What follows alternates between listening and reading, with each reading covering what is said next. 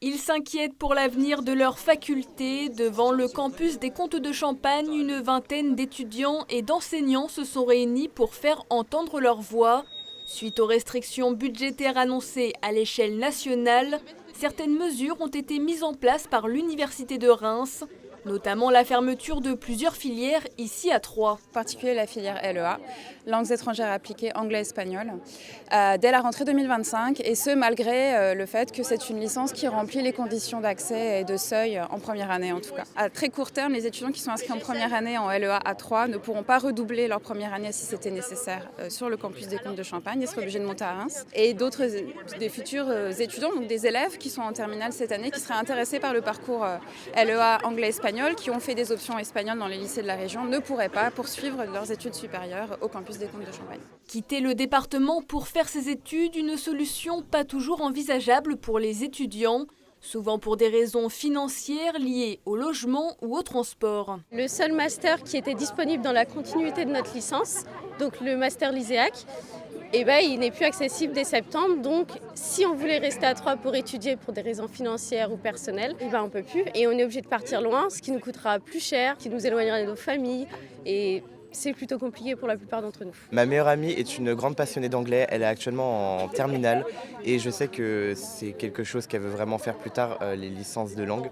Et j'ai tout de suite pensé à elle en me disant mais qu'est-ce qui arrivera quand elle arrivera en études supérieures. On a besoin d'avoir des licences dans nos campagnes, dans les petites villes qu'on a et il faut arrêter de privilégier uniquement les grosses villes parce qu'en fait tout le monde est impacté. L'éducation à l'heure actuelle c'est gratuit mais on se rapproche vraiment vers un système qui en fait nous enlève la possibilité d'accéder à des études. Pour les quelques manifestants réunis ce mercredi après-midi, l'objectif est donc de se faire entendre. On aimerait que déjà il y ait cette information de fait au niveau, ne serait-ce que de l'université de l'URCA, que les étudiants, les personnels soient au courant de cette situation et puis qu'on soit davantage écoutés par notre présidence parce que ce sont des décisions qui ont été prises sans concertation avec en tout cas ni les enseignants ni les responsables de formation, qu'on puisse éventuellement trouver d'autres mesures. On a des idées en fait de rationalisation, on peut mutualiser des cours, on peut envisager des choses mais qu'on nous laisse le temps de réfléchir à ces solutions-là et de les proposer avant d'acter une fermeture définitive. Le maire de Troyes, François Barouin, devrait rencontrer le président de l'Université de Reims dans les semaines à venir.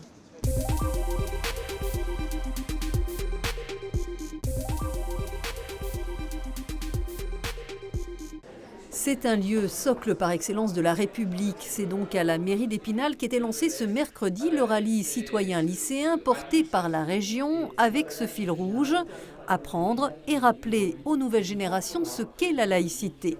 Il est important d'en rappeler les origines, d'en rappeler le pourquoi, de rappeler les valeurs et les libertés qu'elle porte, de manière à ce que de génération en génération, là où l'oubli pourrait s'installer, qu'on transmette aux générations suivantes ce qui fait la force de notre pays et ce qui fait qu'on a cet espace de liberté que quasiment aucun autre pays n'a à un degré aussi poussé qu'en France. Des jeunes scolarisés au lycée Viviani d'Épinal participent actuellement à ce rallye. Certains sont arrivés depuis peu en France comme Fatoumata et Aïcha, qui ont notamment découvert des principes laïques comme le respect de toutes les croyances. La religion, tu peux la pratiquer. Mais ce n'est pas obligé que tu obliges les autres à la pratiquer ou montrer aux autres. Dans notre pays d'origine, là où on vient de la Côte d'Ivoire, parce qu'on ne connaît pas la laïcité. Quand je suis venue à l'école d'ici, j'ai appris plein de choses et c'est ici que j'ai découvert la laïcité. Des jeunes qui ont pu s'exprimer devant un parterre d'élus, d'acteurs culturels et associatifs, de représentants de différentes religions. Ces derniers leur ont transmis ce message. On vit dans un monde où si on ne s'entraide pas, si on ne se comprend pas, si on ne communique pas, c'est difficile. Et cette notion de vivre ensemble, c'est quelque chose de très très important aujourd'hui. Entre les trois religions du livre, les religions monothéistes, si vous les étudiez, il y a très peu de différences. Donc qu'on puisse s'entendre, qu'on puisse être dans le partage, dans l'écoute et dans la joie de découvrir l'autre. Plus on découvre l'autre, plus on s'enrichit donc, et plus on va vers la paix. Les atteintes à la laïcité progressent en France, mais dès 2015, après les attentats, le maire d'Épinal, Patrick Nardin, alors premier adjoint, avait créé le groupe Vivre Ensemble. J'avais une question qui m'obsédait, c'est comment ces jeunes Français qui ont fréquenté l'école de la République, comment ils en sont arrivés là. Donc effectivement, j'avais besoin de partager cette question avec des spinaliens. Donc j'ai formé un petit groupe tout au départ. Toutes les religions sont présentes, mais vous avez également des libres penseurs, vous avez des militants laïcs, vous avez des francs-maçons. L'ambition, elle se limite à se retrouver régulièrement, aborder des sujets de société et puis ensuite repartir dans nos environnements plus riches et apporter la bonne nouvelle. L'humour devait clore ce lancement du rallye citoyen lycéen car tout est bon pour aider à la compréhension. On fêtera l'an prochain les 120 ans de la loi de 1905 qui garantit la séparation de l'Église et de l'État. Ces jeunes vont poursuivre leur parcours avec un projet mené avec l'École supérieure de Lorraine d'Épinal. Le rallye, lui, pourrait faire école ailleurs dans les Vosges.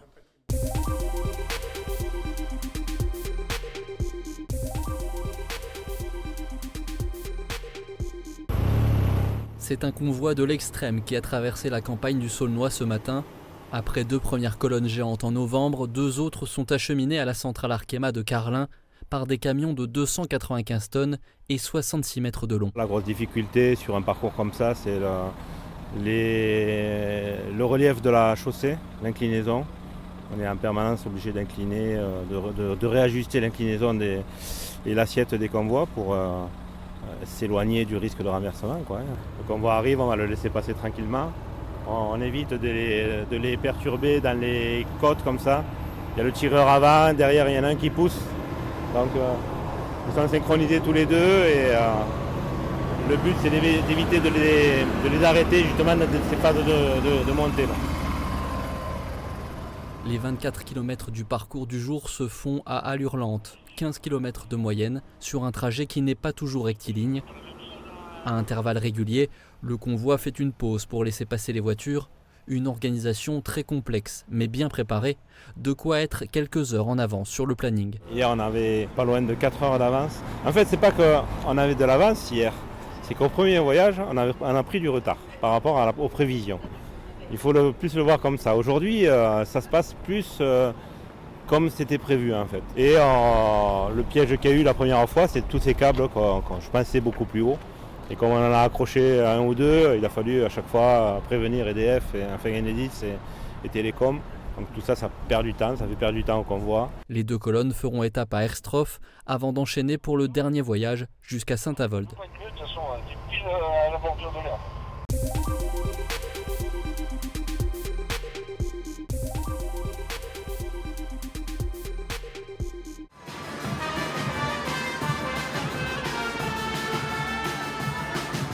Il y a toujours cette même ambiance, joyeuse, une parade où résonne la féerie des fêtes de fin d'année. Le défilé de la Saint-Nicolas, ici sur ces images à Épinal, a attiré comme chaque fois plusieurs dizaines de milliers de spectateurs. Une tradition populaire attendue par les familles et sous leurs yeux, près de 60 éléments, chars, fanfares, danseurs ont défilé durant près de 2 heures.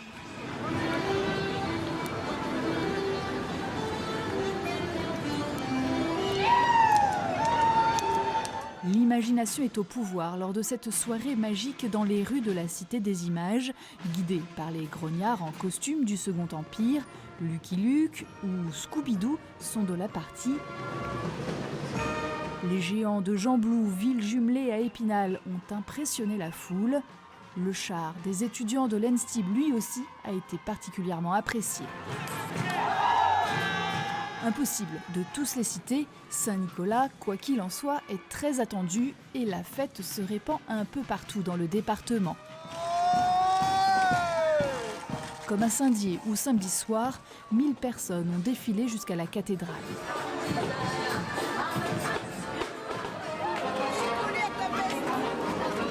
Je me suis retrouvé entraîné et puis c'est super. Qu'est-ce qui est super ? Parce qu'on voit des gens rajeunir. C'est quelque chose qu'on fait tous les ans, donc ça me permet aussi de nous faire un petit peu connaître. Nous on les accompagne et on distribue les bonbons. Et puis bah voilà, moi il y a ma fille sur le char donc c'est super. 36 associations se sont unies à la fête avec 21 chars roulant au rythme des fameuses Guga Music venues d'Allemagne.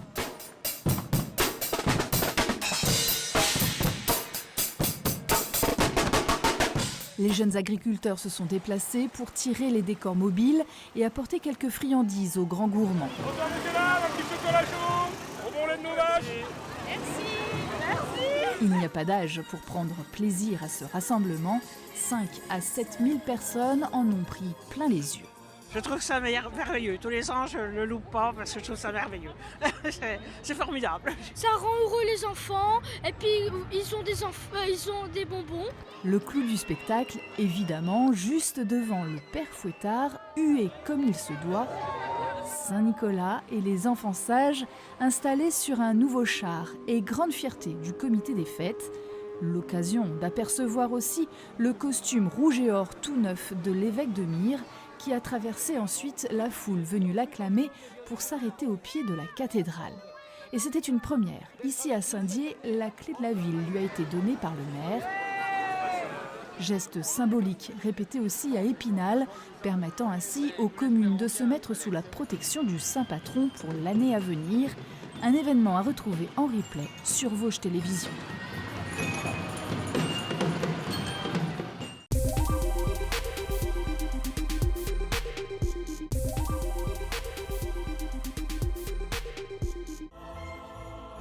Amandes, fruits, coco ou encore nature, il y en a pour tous les goûts. À Forbach, après une présélection entre 46 pâtissiers amateurs, 20 biscuits de Noël sont notés. Figue ou date, super original, super beau. C'est un sablé qui est assez agréable, qui est très dans la tradition, je trouve. Je connais un petit peu ces biscuits. Pour moi, il est quand même un petit peu trop sucré. Pour la 3e année d'affilée, l'engouement est toujours présent. On remarque qu'il y a toujours cet attachement aux traditions et cet attachement aux biscuits de Noël. Tout le monde a un souvenir des biscuits de Noël réalisés en famille avant les fêtes de fin d'année. Ensuite, il y a une valorisation des artisans locaux. Le jury a pendant plus d'1h30 analysé chaque aspect des petits gâteaux.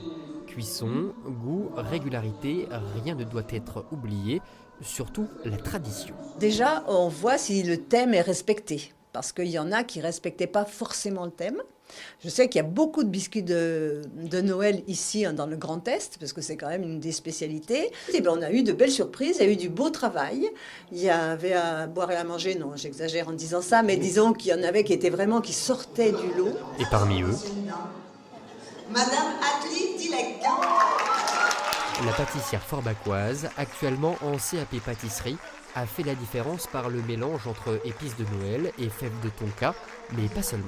C'était vraiment le visuel qui était travaillé, c'était un très joli glaçage, un beau biscuit qu'on aurait vraiment pu trouver dans un magasin, vraiment, où les suspens dans l'arbre de Noël, c'était magnifique, régulier, très bien. La gagnante de ce concours remporte un robot cuisinier et le droit d'être présente au sein du jury l'année prochaine.